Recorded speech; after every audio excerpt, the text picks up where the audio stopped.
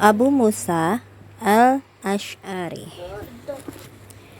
Tak kala Amirul Mukminin Umar bin Khattab mengirimnya ke Basrah. Nah, ini yang kemarin kan masih berhubungan ya, Abu Musa al-Asy'ari ini. Tak kala Amirul Mukminin Umar bin Khattab mengirimnya ke Basrah untuk menjadi panglima dan gubernur, dikumpulnyalah penduduk lalu berpidato di hadapan mereka. Katanya, "Sesungguhnya Umar telah mengirimku kepada kamu sekalian, agar aku mengajarkan kepada kalian kitab Tuhan kalian, sunnah Nabi kalian, serta membersihkan jalan hidup kalian." Orang-orang sama heran dan bertanya-tanya.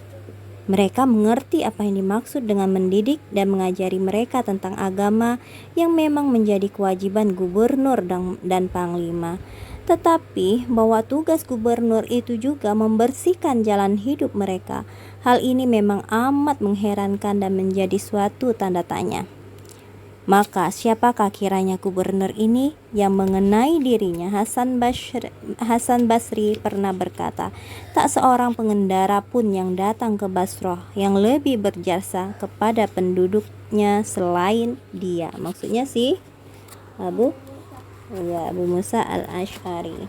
Dia adalah Abdullah bin Qais dengan gelar Abu Musa al-Asy'ari. Jadi gelarnya Abdullah bin Qais.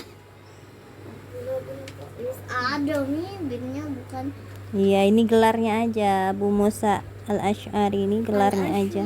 Dia meninggalkan negeri dan kampung halamannya Yaman menuju Mekah. Segera setelah mendengar munculnya seorang rasul di sana yang menyerukan tauhid dan menyerukan beribadah kepada Allah, tauhid ketuhanan kepada Allah berdasarkan penalaran dan pengertian serta menyuruh berakhlak mulia.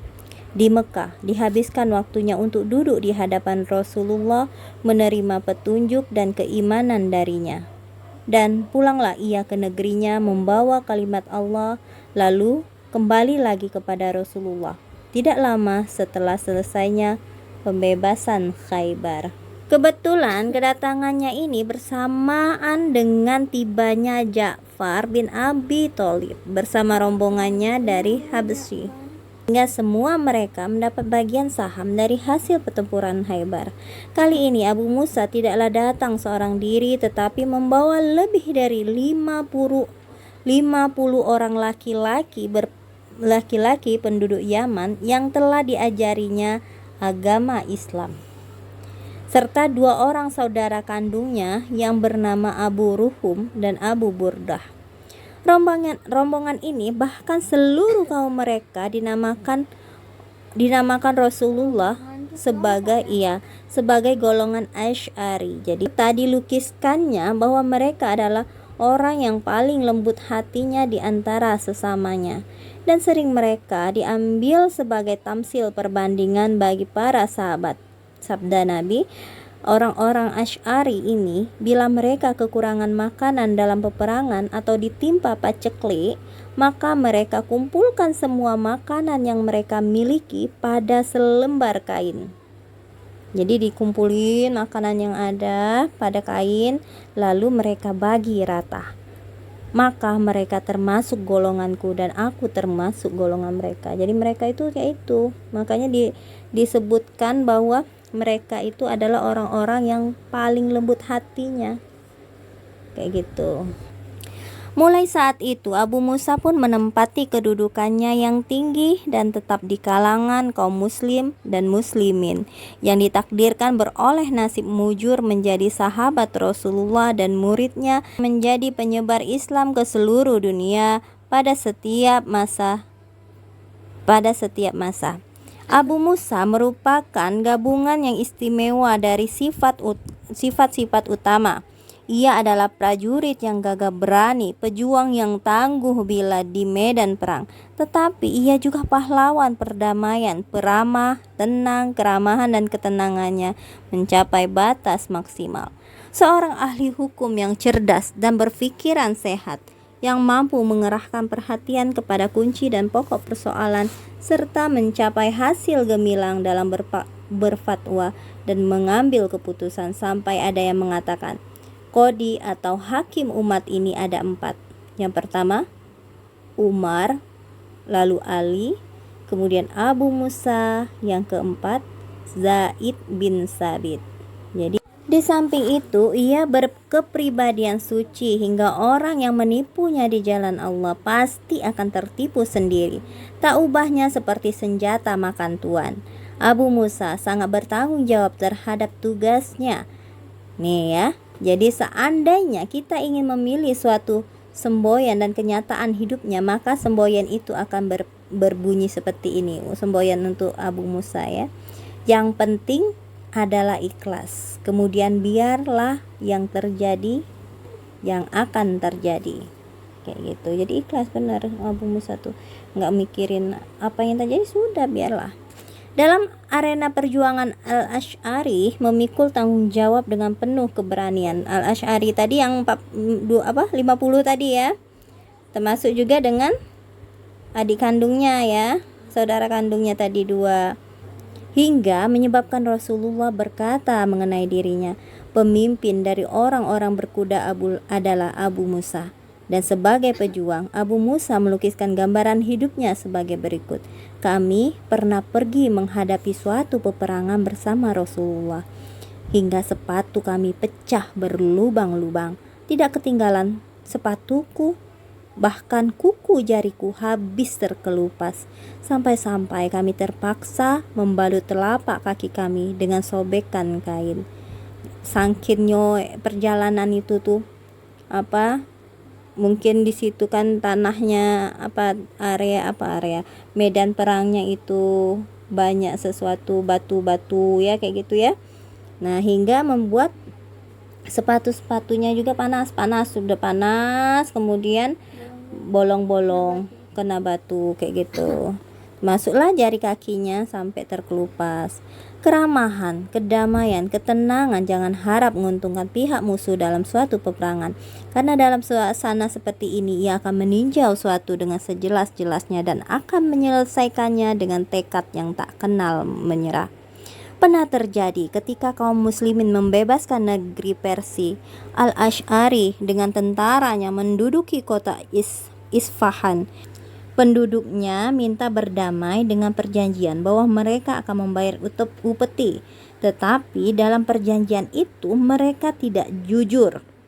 Nah, jadi mereka itu tidak jujur. Tujuan mereka hanya mengulur waktu untuk mempersiapkan diri dan akan memukul kaum muslimin secara curang.